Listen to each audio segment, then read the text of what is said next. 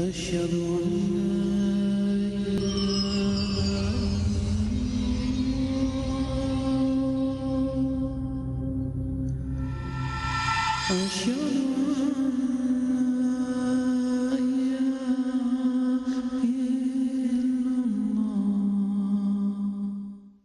بسم اللہ الرحمن الرحیم۔ السلام علیکم ورحمۃ اللہ وبرکاتہ۔ محترم ناظرین، میں ہوں آپ کا ہوسٹ آصف حمید۔ ہمارے اس پروگرام میں ہمارے مہمان ہیں جناب ارشاد الحق عصری صاحب، جو شیخ الحدیث ہیں۔ السلام علیکم ورحمۃ اللہ وبرکاتہ۔ وعلیکم السلام ورحمۃ اللہ وبرکاتہ۔ ناظرین، نماز کے حوالے سے ہماری گفتگو پچھلے پروگراموں میں چل رہی تھی۔ آخری پروگرام میں ہم نے اقامت صلاۃ اور حفاظت صلاۃ کے حوالے سے بات کی۔ حضرت، میرا آپ سے ایک سوال یہ ہے کہ آپ نے فرمایا تھا گزشتہ پروگرام میں کہ نماز جو ہے وہ چند منٹ کی عبادت ہی نہیں، بلکہ اس سے جو ایک قوت ملے اس کو اپنی باقی دن کی زندگی کے اوپر لے کے جانے کی بات ہے۔ یہ نہ ہو کہ ہماری جو کیفیت نماز کے اندر ہوتی ہے بس وہ وہیں رہے، بلکہ وہ ہمارے معاشرے میں جب ہم چلے جاتے ہیں وہاں پہ بھی اس کا اثر رہنا چاہیے۔ اس حوالے سے میں چاہوں گا کہ آپ مزید تفصیل بیان کریں۔ بھائی صاحب، یہ عنوان بڑا دلچسپ بھی ہے اور بنیادی بھی ہے۔ کاش کہ ہم اس حقیقت کو اپنا بھی سکیں اور اس کو اختیار بھی کر سکیں۔ نماز کا ایک بڑا بنیادی سبق جو ہے وہ توحید کا ہے۔ توحید کا آپ دیکھیں کہ نماز کا آغاز ہی اللہ اکبر سے ہوتا ہے، تکبیر تحریمہ، بلکہ آذان لے لیں، وہ بھی اس کا بھی آغاز اللہ اکبر اللہ۔ اس کا مطلب کیا ہے؟ بڑے کا بلاوا آ گیا، بڑے کا بلاوا آ گیا۔ اللہ سب سے بڑا ہے، سب سے بڑا اللہ ہے، تو بڑے کے بلاوے پہ آنا ہے نا۔ تو یہ گویا کہ نماز میں توحید کا ہے، اور یہ تو مسئلہ ہی وہ ہے۔ آپ ذرا غور فرمائیں کہ سب سے پہلا حکم جو اللہ سبحانہ و تعالیٰ نے تبلیغ کے حوالے سے نبی علیہ السلام کو دیا ہے وہ کیا ہے؟ یا ایھا المدثر قم فانذر وربک فکبر، اپنے رب کی کبریائی بیان کرو۔ پہلا حکم تبلیغ کے طور پر، پہلے وہی تو اقرا بسم ربک الذی خلق، لیکن اس کے بعد ایک وقفہ وہی کا سلسلہ منقطع رہا، اور جب پھر دوبارہ آغاز ہوا تو وہ کہتے ہیں علماء نے لکھا، مفسرین نے، کہ یہ صورت دوسری ہے جو اس پر نازل ہوئی، اور یہ پہلا حکم ہے کہ وَرَبَّكَ فَكَبِّرْ وَثِيَابَكَ فَطَهِّرْ۔ یہ پہلا حکم ہے، یعنی اللہ کی بڑائی، اور نبی علیہ السلام نے صفا پہ کھڑے ہو کے اللہ کی بڑائی کا اعلان کیا بھی۔ یہ ایک حقیقت ہے۔ میرے کہنے کا مقصد یہ تھا کہ وہ نمازی ہی کیا ہوا کہ جس کے پھر عقیدے اور عمل میں توحید نہ آئے۔ نماز تو بنیادی طور پر سکھاتی ہی توحید ہے۔ پہلا جملہ اللہ اکبر ہے۔ توحید کو بھی ذرا تھوڑا، توحید کہ ایک اللہ کی بندگی، ایک اللہ کی پرستش، وہی ہمارا حاجت روا ہے، وہی ہمارا مشکل کشا ہے، وہی ہمارا رازق ہے، وہی شفا دینے والا ہے، وہی زندگی اور موت کا مالک ہے۔ ہمارے نفع نقصان کا مالک جو ہے وہ صرف ایک اللہ ہے۔ یعنی ہر معاملے میں ہمیں کس کی طرف رجوع کرنا ہے؟ ما فوق الفطرت، اللہ رب العزت کی طرف۔ یہ ہے بنیادی طور پر توحید کی بات۔ اکثر لوگ سمجھتے ہیں کہ اللہ کو ایک جان، توحید اللہ کو ایک جاننا، اور اللہ کو ایک جاننا کا سب سے بڑا تقاضا کیا ہے؟ الہ کا، وہ کیا ہے؟ الوہیت کا۔ لا الہ الا اللہ، الہ کے معنی جو ہیں وہ اللہ، اور الہ میں کوئی معبود نہیں سوائے اللہ کے۔ جی، اللہ کو تو مانتے ہیں، حتیٰ کہ مشرک بھی مانتے تھے، لیکن وہ اور لیکن عبادت کسی اور کی کرتے ہیں۔ اوروں کو ایڈ کر حکم یہی دیا تھا کہ عبادت اللہ کی کرنی ہے۔ لا الہ، معبود اور کوئی نہیں ہے صحیح۔ الا اللہ۔ لا الہ میں توحید ہے اور محمد رسول اللہ میں ہدایت ہے۔ سبحان اللہ۔ کہ پہلی میں توحید ہے، الوہیت ہے، اور دوسری میں رسالت ہے۔ عموماً ہم یہی بیان کرتے ہیں، سنتے ہیں، سمجھتے ہیں، ٹھیک، لیکن میں یہ بھی سمجھا ہوں کہ اس کے ساتھ ساتھ یہ دوسرا جملہ بھی توحید ہے، محمد رسول اللہ بھی توحید ہے۔ یہ صرف رسالت نہیں ہے حضرت صاحب، یہ بھی توحید ہے کہ جب یہ کہا لا الہ الا اللہ تو سوال پیدا ہوا محمد بھی نہیں ہے، ان کی بھی اس اعتبار سے کیا حیثیت ہے؟ وہ ہے محمد رسول اللہ، وہ بھی الہ نہیں ہے، وہ رسول ہیں اللہ کے۔ اس اعتبار سے دوسرا جملہ بھی اگر دیکھا جائے تو وہ بھی توحید پر دلالت کرتا ہے، توحید پر دلالت کرتا کہ محمد صلی اللہ علیہ وسلم وہ بھی کیا ہے؟ اللہ کے رسول ہیں، وہ اللہ نہیں، ہے، الہ نہیں ہے۔ اس لیے یہ کہنا چاہیے پورے کا پورا کلمہ ہی کلمہ توحید ہے. اس کو کہتے بھی یہی ہیں, کلمہ توحید کہتے ہیں, کلمہ شہادت کہتے ہیں, لفظ اشہد سے ہے نا. تو خیر عرض کر رہا تھا کہ اللہ اکبر نماز کا آغاز یہاں سے ہوتا ہے. پھر ہم کیا کرتے ہیں, سورۃ فاتحہ پڑھتے ہیں, تسبیح سبحانک اللہ کے بعد یا اور کسی دعا کے بعد جو حدیث مبارکہ میں آئی ہیں. جی جی. پھر اس کے بعد سورۃ فاتحہ پڑھتے ہیں, اور سورۃ فاتحہ میں کیا ہے, ایاک نعبد و ایاک نستعین. پھر ہم رکوع کرتے ہیں تو پھر کیا کہتے ہیں, سبحان ربی العظیم. سبحان ربی العظیم, سبحان ربی یہاں اللہ عظیم ہے, اس رب کی تسبیح جو عظیم ہے, جی. بڑا وہی ہے, باقی سب چھوٹے ہیں. عظمتوں والا وہی ہے, باقی سب اس میں کیا ہے, کمزوریاں ہیں. جب ہم سمع اللہ لمن حمدہ کہتے ہیں اور ساتھ کیا کہتے ہیں, ربنا لک الحمد, اللہ نے سن لی جس نے اس کی حمد کہی. اب ذرا غور کیجئے میرے بھائی کہ نماز ہم پڑھتے ہیں, اکیلے بھی پڑھتے ہیں, جماعت سے بھی پڑھتے ہیں, قدم سے قدم ملا کے ہم نماز پڑھ رہے ہیں. تسبیح میں بھی پڑھ رہا ہوں, آپ بھی پڑھ رہے ہیں. میں آپ کی تسبیح کو نہیں سن رہا, آپ میری تسبیح کو نہیں سن رہے ہیں. جھکے ہوئے ہیں, قریب قریب منہ ہیں, جسم قریب قریب ہے, لیکن تسبیح کو کوئی سن نہیں رہا, نہیں سن رہا. لیکن جو ہی اٹھتے ہیں تو کیا کہتے ہیں, سمع اللہ. میرا تو اس کو سنانا مطلوب تھا, اس نے سن لی.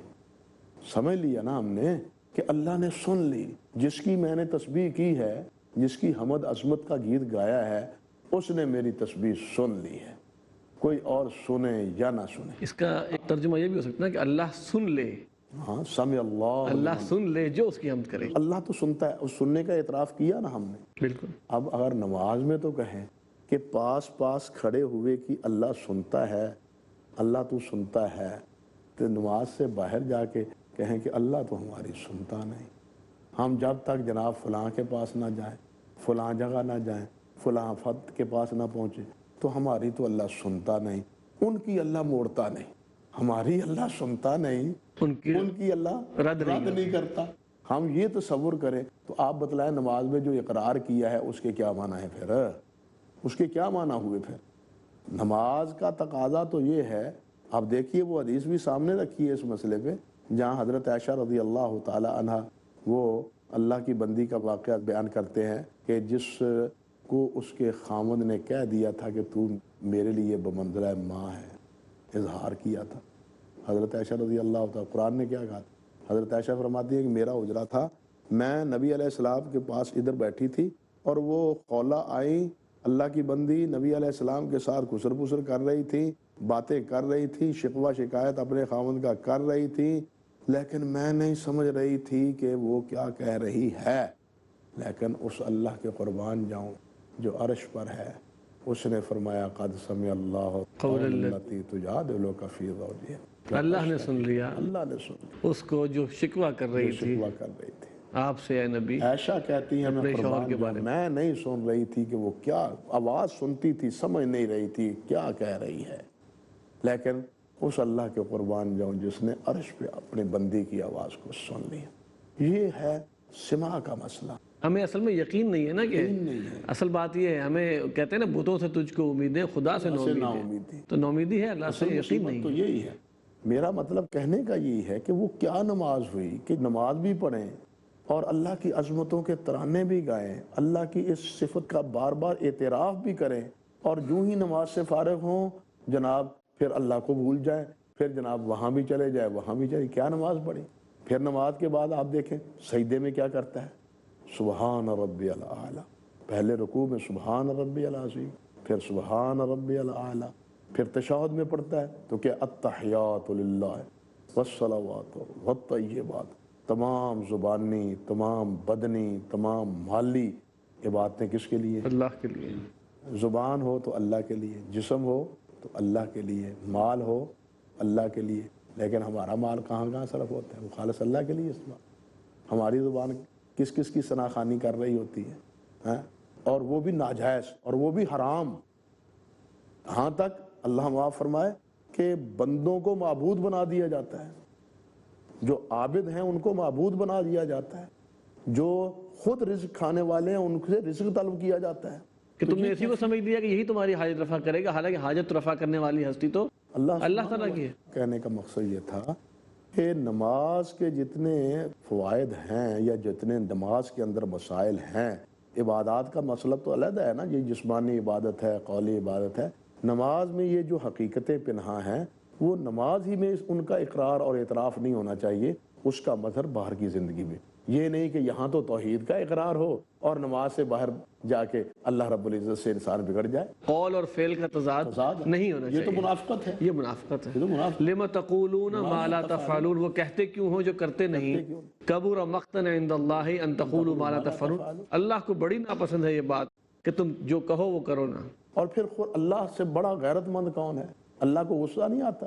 ہم نماز پڑھتے ہیں، نماز کا ایک بہت بڑا فائدہ باہم آپس میں مودت، اخوت، بھائی چارہ، ایک دوسرے کی جو ہے نا دکھ درد مساوات، یہ چیزیں اقبال نے بھی کہا ہے نا، ایک ہی صف میں کھڑے ہو گئے محمود و یاد، نہ کوئی بندہ رہا نہ کوئی بندہ نواز۔ یہی چیز ہے نا کہ صف میں سب کھڑے، امیر بھی کھڑا ہے، غریب بھی کھڑا ہے، مزدور بھی کھڑا ہے، آقا بھی کھڑا ہے، سب لوگ کھڑے ہیں ایک ہی صف، یعنی سارے مل کے اللہ کی بندگی کا اعتراف کرتے ہیں، یگانگت ہے۔ پھر دیکھیے کہ نماز میں ہم نماز پڑھتے ہیں تو نماز میں تشہد میں کیا کہتے ہیں؟ السلام علیکہ ایھا النبی ورحمۃ اللہ وبرکاتہ، السلام علینا وعلی عباد اللہ الصالحین۔ یہ سلامتی کی دعائیں ہو رہی ہیں سب مومنوں کے لیے، ہمارے اوپر بھی اللہ کی سلامتی ہو، جو یہاں ہیں ان کے لیے بھی، جو یہاں نہیں ہیں ان کے لیے بھی۔ اللہ عباد اللہ الصالحین، عباد اللہ الصالحین جو سب میں کھڑے ہیں وہی تو نہیں نا، سب ہے، سارے مومن ہیں نا، موجود بھی غیر موجود بھی۔ حضرت وقفے کا معاملہ پھر آ گیا۔ ناظرین وقفہ لیتے ہیں، گفتگو کا اتنا تسلسل ہے کہ دل نہیں چاہتا وقفہ لیا جائے، بہرحال وقفے میں چلتے ہیں، ملتے ہیں وقفے کے بعد۔ Stay with us.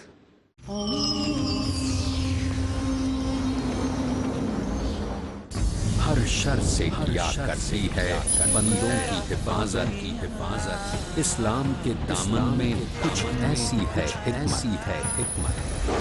قرآن مجید میں انسانیت کی ضروریات کو اللہ تعالیٰ نے جمع کر دیا ہے۔ آزمائش کے لمحوں میں، مشکل حالات میں، جب پڑی ہے ضرورت، ایک انسان اگر قرآن مجید کو دستور حیات بنا لیتا ہے، کام آئی ہے اسلام کی حکمت۔ تو اس کی تمام تر ضروریات کو پورا کرنے کا علم اللہ تعالیٰ نے اس قرآن میں رکھا ہے۔ قاری صہیب میر محمد، اس پاک کلام کے ذریعے ہی عالم اسلام میں بکھری ہوئی امت اسلامیہ کو جمع کیا جا سکتا ہے۔ جانیے کس قدر کامیاب ہے وہ زندگانی جو کرتی ہے اسلام کی حکمتوں کا احترام۔ حکمت اسلام، آج رات 11:30 بجے اور دوبارہ صبح 7 بجے انڈیا میں پیس ٹی وی اردو پر۔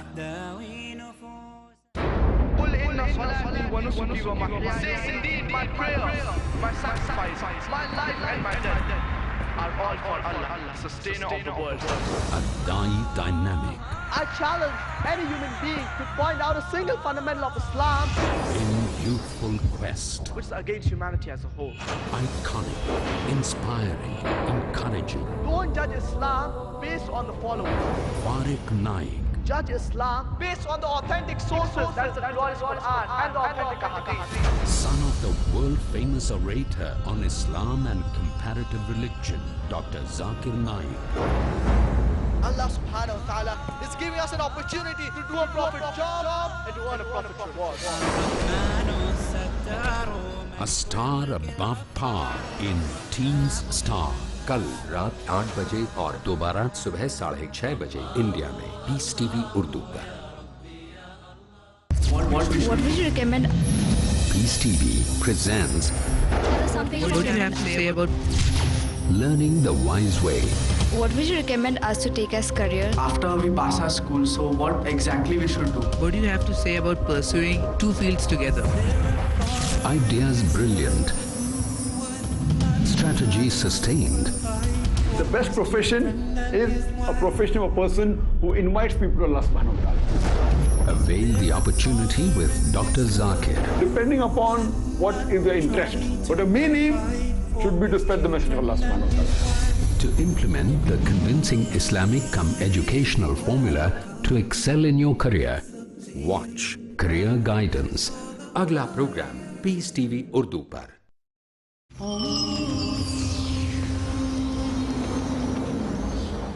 वेलकम बैक नाजरीन।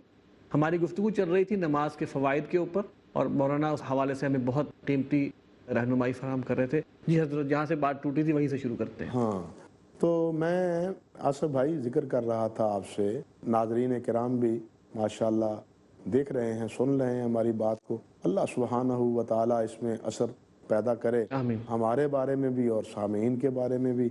जो हम चाह रहे हैं नमाज से हासिल करना, वो हासिल करने की हम सबको अल्लाह तौफीक अता। आमीन सुम्मा आमीन। तो मैं अर्ज़ कर रहा था कि नमाज तो हमें अखुवत और मुवद्दत का सबक देती है, भाईचारे का सबक देती है। नमाज में नमाजी कहता है अस्सलामु अलैना व अला इबादिल्लाहिस सालिहीन, मुझ पर भी अल्लाह की सलामती हो और सारे अल्लाह के बंदों पर सलामती हो। नमाज से जब फारिग होता है उस वक़्त भी क्या कहता है? अस्सलामु अलैकुम व रहमतुल्लाह, अस्सलामु अलैकुम व रहमतुल्लाह। जितने नमाजी खड़े बैठे हैं दाएं बाएं, अल्लाह की तुम पे सलामती हो, अल्लाह की तुम पे रहमतें हों। ये कह रहा है ना, सलामती का पैगाम बना हुआ है ना, अमन का पैगाम बना हुआ है ना। जब किसी को सलाम का पैगाम दिया जाता है, गोया मेरी तरफ से तुम्हारे लिए क्या है? अमन का पैगाम। अमन का पैगाम। मेरा तेरे साथ कोई झगड़ा नहीं है, तू मेरा भाई है। मैं भाई तेरे लिए अल्लाह से दुआ करता हूँ, मैं तेरे लिए दुआ ही करता हूँ कि अल्लाह तुझे सही सलामत रखे। ये देखिए कितना मुवद्दत का। बल्कि हदीस शरीफ में क्या आता है, नबी अलैहिस्सलाम ने फरमाया सफ़ों में मिल के खड़े हो, तरासू, मिल जाओ, और क्या है? करीब करीब हो जाओ। वला तख्तलिफू, आगे पीछे मत हो जाओ। फतख्तलिफू कुलूबुकुम, अल्लाहु अकबर कबीर। अगर तुम आगे पीछे हो गए तुम्हारे दिलों में इख्तिलाफ पैदा हो जाएगा। नमाज हुई ना मुवद्दत का ज़रिया, नमाज हुई ना मोहब्बत का ज़रिया। हुजूर ने फरमा दिया ना, ला तख्तलिफू फतख्तलिफू कुलूबुकुम। अगर तुम नमाज में मुख्तलिफ हो गए, आगे पीछे हो गए, दूर दूर हो गए, इसीलिए तो फरमाया मिल जाओ। और फिर नबी सल्लल्लाहु अलैहि वसल्लम अलजिनु बैना ऐदी इख्वानिकुम, अपने भाई के हाथों में नरम हो जाओ। नमाज पढ़ो तो अपने भाई के हाथों में नरम हो जाओ। क्या मतलब है इसका? अगर कोई पास खड़ा है, दूर खड़ा है, अगर तुमको वो खींचता है तो आ जाओ, वहाँ अकड़ के ना खड़े रहो। ये बंदगी के भी खिलाफ है, रसूलुल्लाह के हुक्म के भी खिलाफ है, मुवद्दत और अखुवत के भी खिलाफ। इसीलिए क्या फरमाया? अलयनु बैना ऐदी इख्वानिकुम, अपने मुसलमान भाइयों के हाथों में नमाज के दौरान क्या हो जाओ? नरम हो जाओ। ये सारी बातें किस लिए? अखुवत के लिए तो हैं, मुवद्दत और भाईचारे के ही लिए हैं। बल्कि नमाज के बाद नबी अलैहिस्सलाम देखते हैं, मलाजा आज फलां नहीं है, देखो पता करो यार वो नमाज पढ़ने क्यों नहीं आया, तंदुरुस्त है, तकलीफ तो नहीं है, कोई बीमारी तो नहीं है कोई।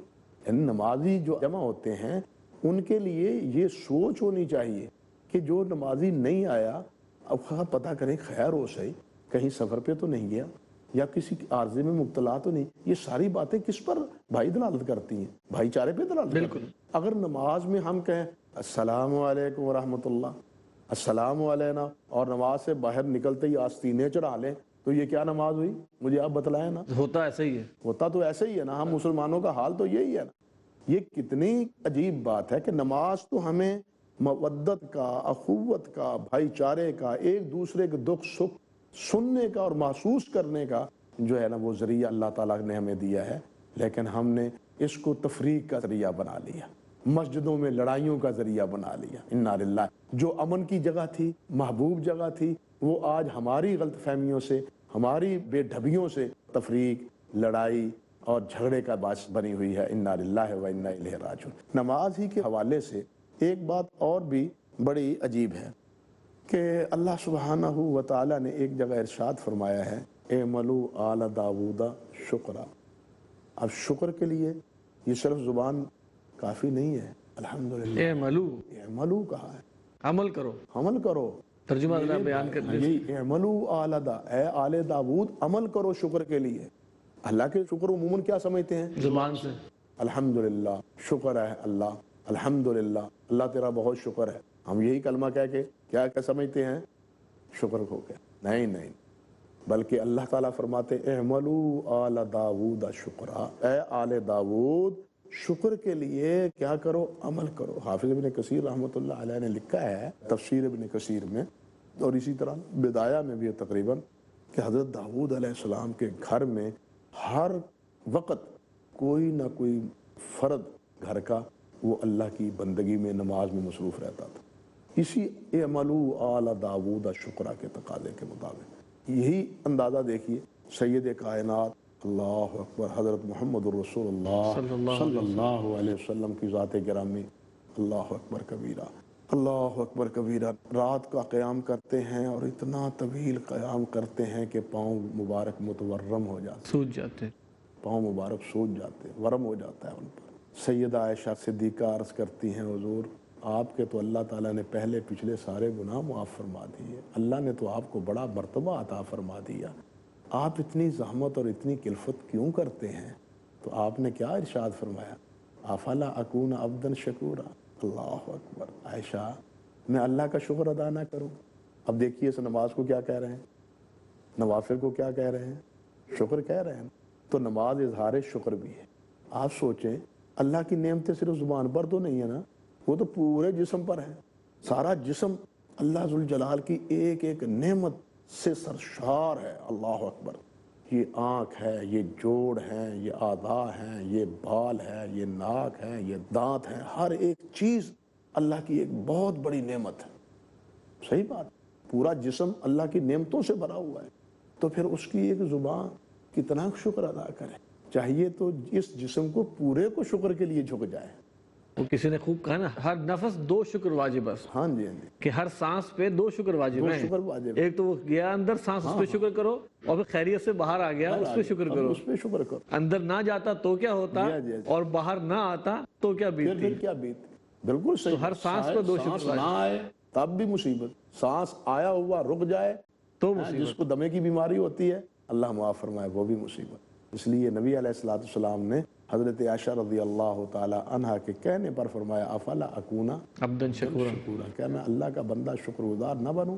نبی علیہ السلام نے ارشاد فرمایا ہے کہ اس جسم میں 365 جوڑ ہیں، یہ حدیث میں بتایا 365 جوڑ ہیں، یہ سارے مہرے اور یہ ہڈی گھٹنے اور پاؤں کے اور ہاتھوں کی انگلیوں کے کونیوں کے، یہ سب ٹھیک ٹھیک ٹھیک، یہ سارے جوڑ 365 ہیں۔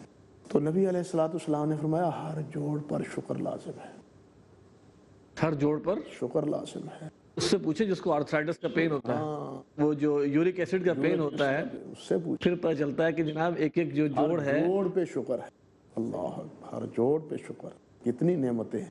پھر نبی علیہ السلام نے ارشاد فرمایا کہ جو آدمی سورج نکلنے کے بعد 2 رکعتیں پڑھتا ہے، اللہ 2 رکعتیں پڑھتا ہے، 2 نفل، 2 نفل پڑھتا ہے، تو جسم پہ یہ جتنے انعامات ہیں ہر جوڑ پہ شکر کے، وہ 2 نفلوں سے پورے ہو جاتے ہیں۔ اچھا، وہ 2 نفلوں سے پورے ہو جاتے ہیں، یعنی پورے جسم پہ جو شکر لازم تھا ہر جوڑ پر، وہ 2 رکعتیں پڑھنے سے، 2 نفل سورج نکلنے کے بعد پڑھنے سے کیا ہے، شکر پورا ہو جاتا ہے۔ اشراق، ہاں اشراق، اسے اشراق ہی کہہ لیں، ہاں جی، اشراق کہہ لیں، دعا کہہ لیں، وہ تو وقت کی تقسیم کی بنیاد پر ہے سورج نکلنے کے بعد کی بات، اشراق بھی اس کو کہتے ہیں اصطلاحاً۔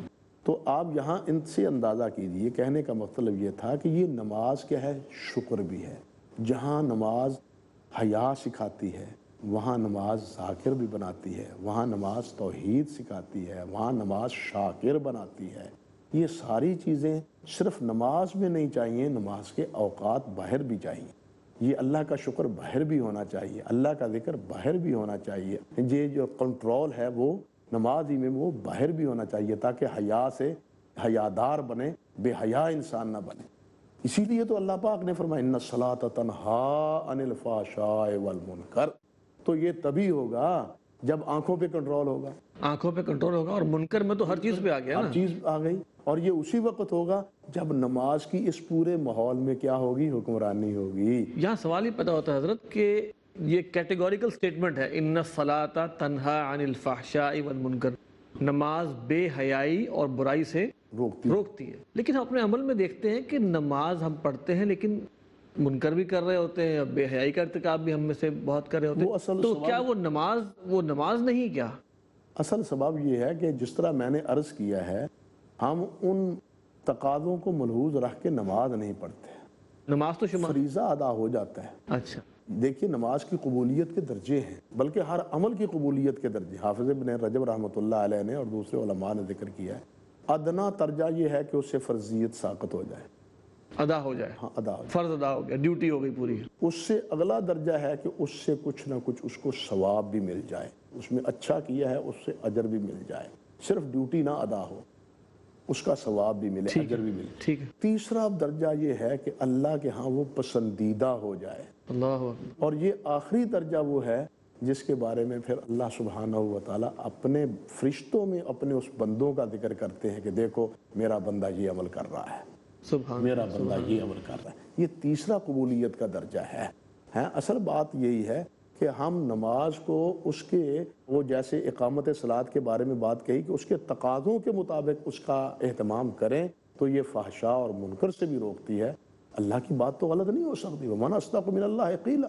لیکن افسوس یہی ہے کہ ہم ان چیزوں کو نماز تک محدود رکھتے ہیں اور مسجد ہی میں چھوڑ کے آ جاتے ہیں، مسجد سے باہر اللہ اللہ خیر صلی اللہ، بس ٹھیک ہے. حضرت وہی وقت مکمل ہوا آج کے پروگرام کا. ناظرین میں اس دعا پر اپنا پروگرام آج ختم کروں گا. رب جعلنی مقیم الصلاة ومن ذریتی ربنا وتقبل دعاء ربنا اغفر لی ولوالدی وللمؤمنین یوم یقوم الحساب. السلام علیکم ورحمۃ اللہ وبرکاتہ.